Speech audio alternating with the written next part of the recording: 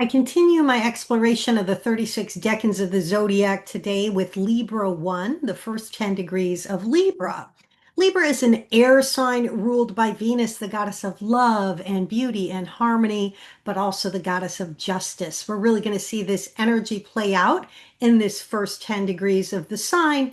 People who have points or planets in this part of the zodiac are oftentimes trying to make the delicate balance between the desire for relationship and harmony and the desire for justice and fairness. We'll see this played out, for example, with Sidney Poitier, who had his rising degree in this part of the zodiac, the famous actor who broke barriers around racism in Hollywood, the first Black actor to receive the Oscar. And also the way that he approached the desire to express the need for justice was relational. He was actually a diplomat, the ambassador to from the Bahamas to Japan. So this is also a very Libra type of energy. I'll explore the ancient esoteric texts, what they have to say about this 10 degrees of the zodiac, as well as the tarot cards and the Kabbalah. And then, of course, we'll talk about Sidney Poitier's chart, which is fascinating.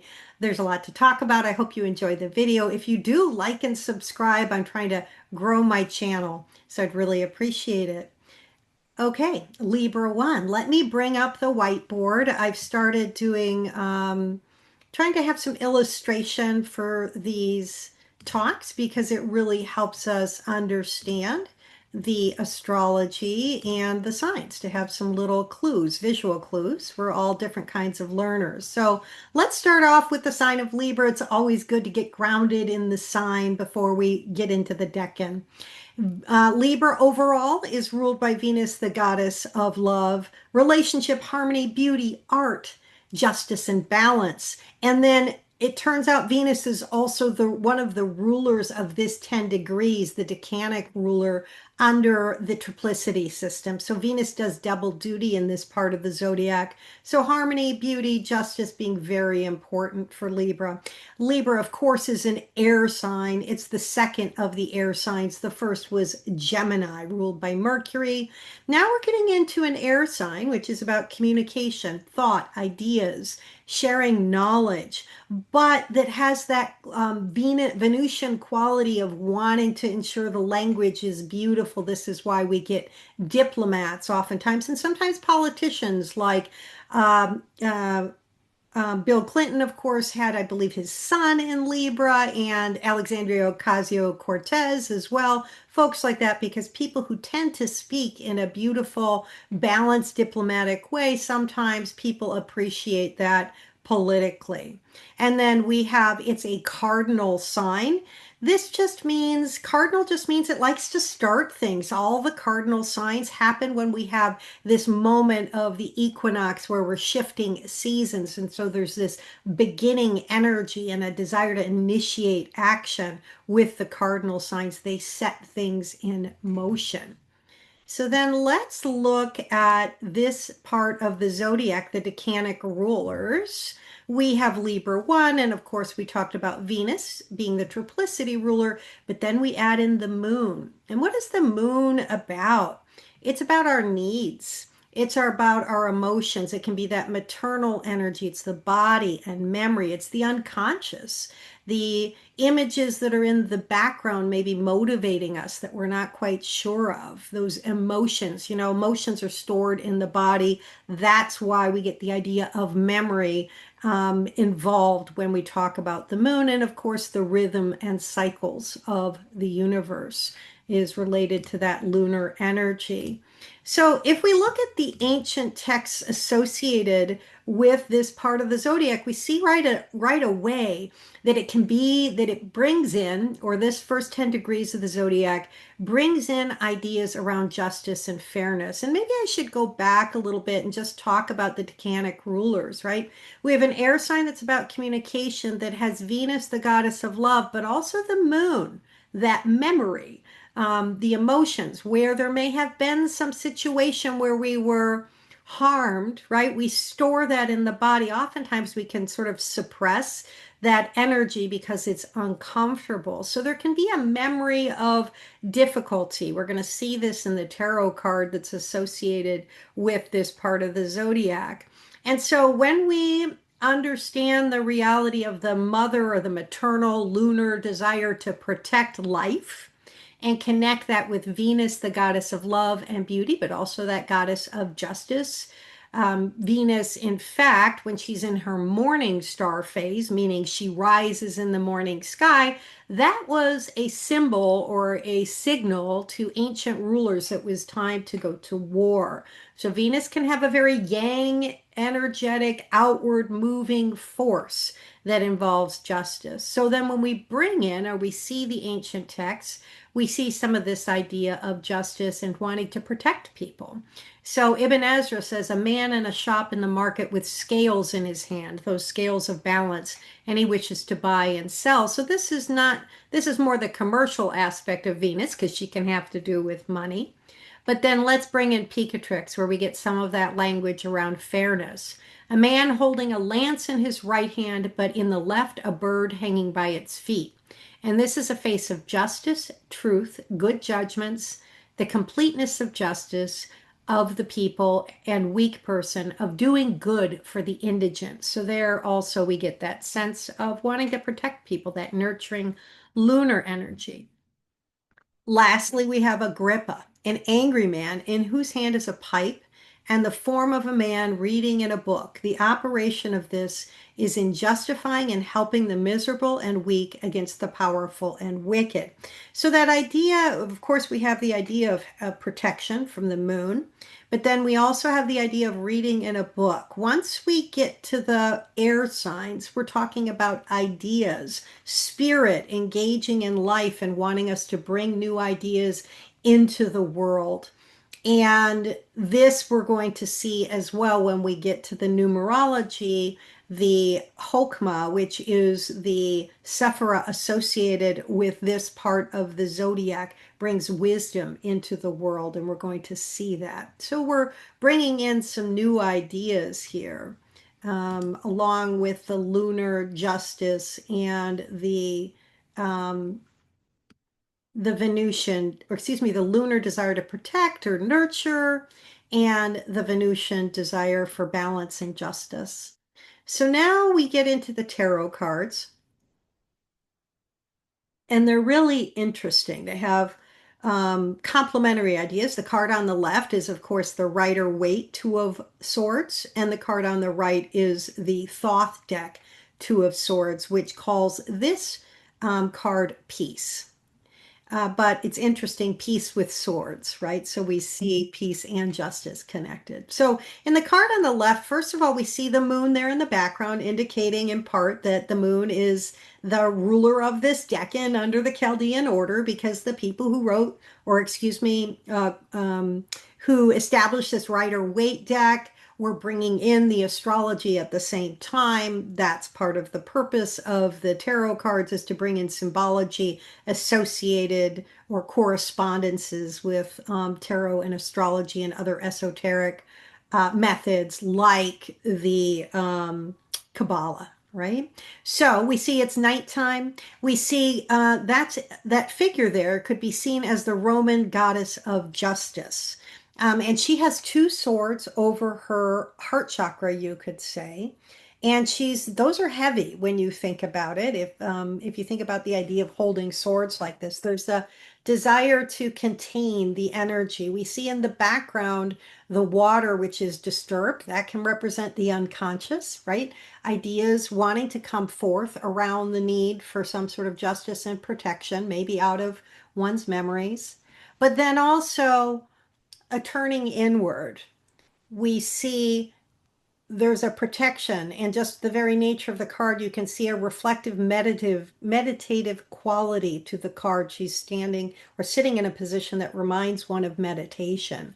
And so we see the desire to connect and have some balance, allowing those emotions, of course, to come forward and make us want to move toward justice, but at the same time, ensuring that the way that we do that is balanced and harmonious. We're not just thinking about our own emotions, we're thinking about how to stay in relationship in the midst of that fight, right?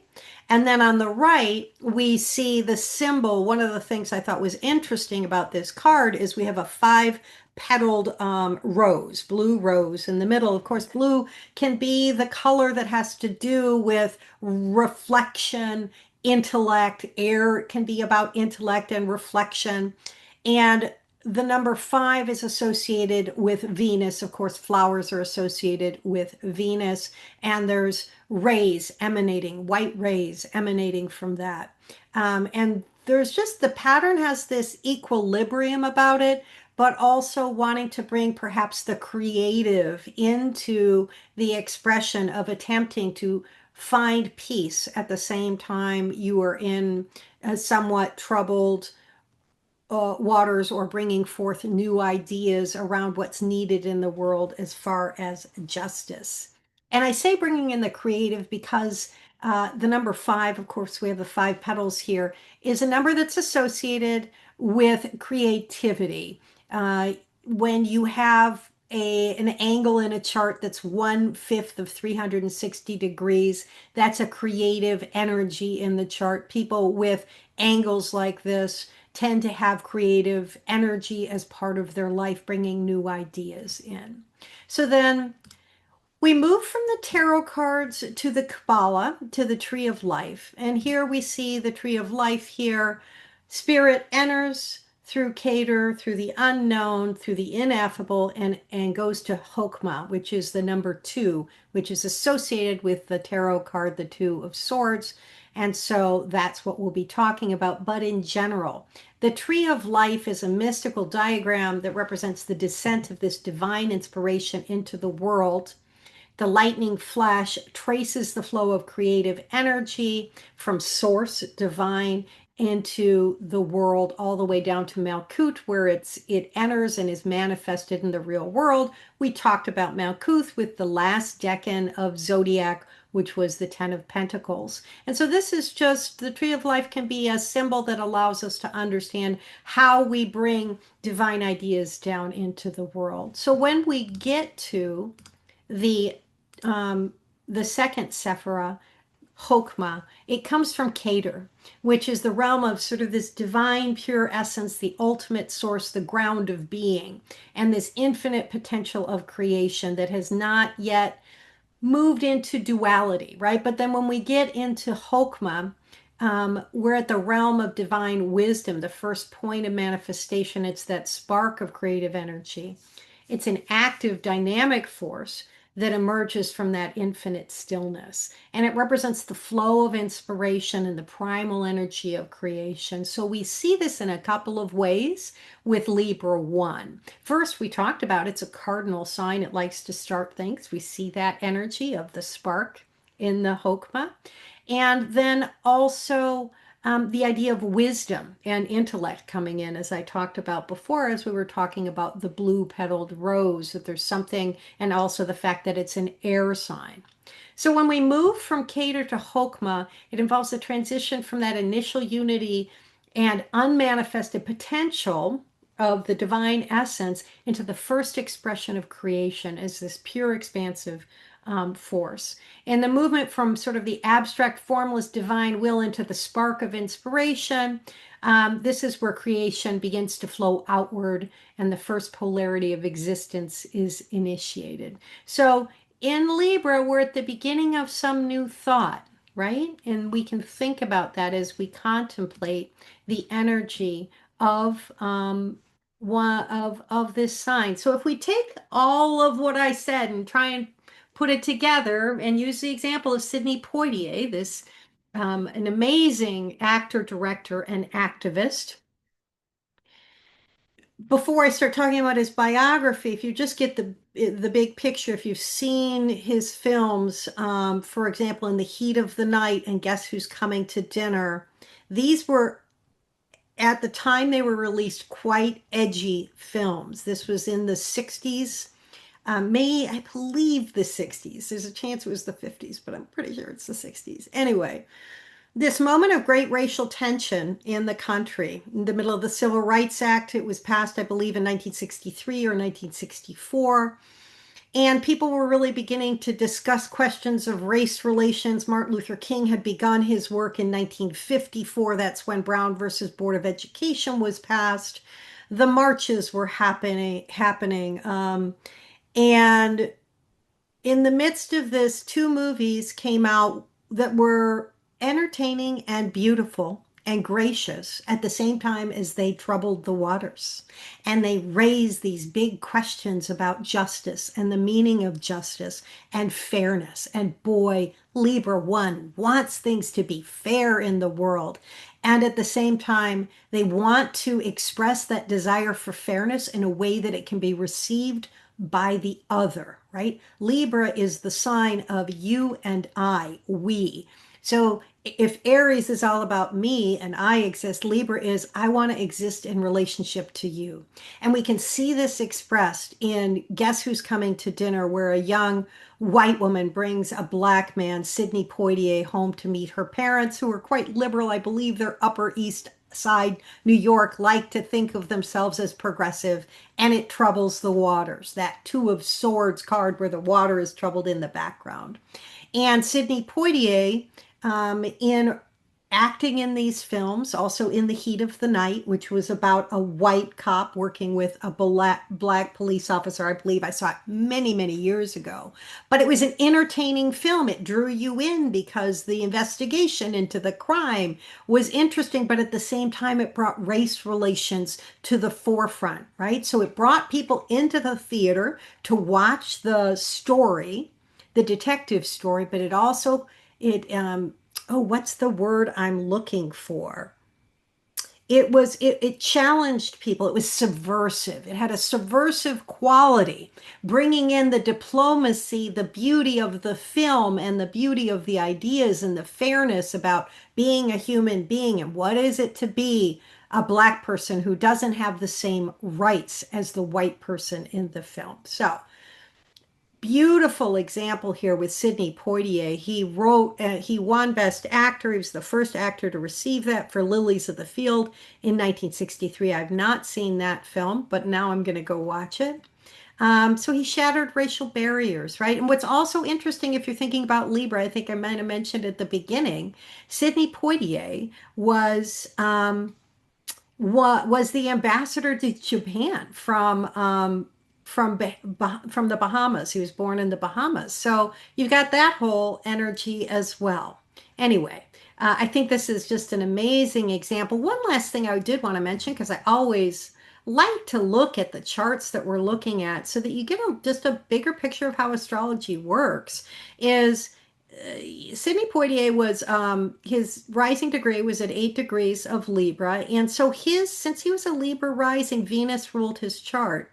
And so Venus is responsible for steering the ship of his life, for what his life purpose or dharma is. We see it's in Pisces exalted, because Venus has extra power in Pisces.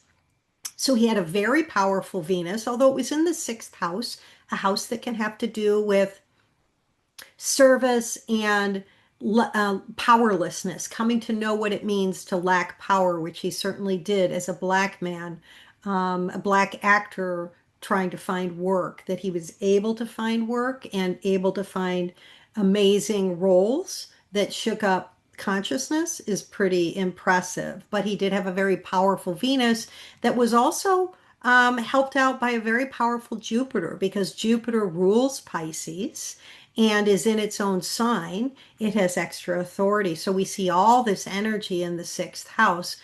One last thing to think about with that is Pisces, if we talk about the sign, is about the oneness of the universe, compassion, what's possible to perfect in the spiritual plane. So we also see that energy in his chart, and we see that his Venus was with Uranus, so shaking things up, awakening. I call Uranus the great awakener. So awakening consciousness. We also see his Venus was with Mercury, and he had the beautiful voice, right? Mercury is how we speak, and Venus is about beauty. When you combine them, you often have people that are beautiful orators or singers, and we certainly see that in his chart. So just a little bit of extra explication because I love astrology. I hope you enjoyed the video. If you do, again, like and subscribe. It helps people find me, and I'll see you soon. I'm actually coming out with a full moon video in the next day or two, and then after that, of course, we'll go to Libra II. Have a great day.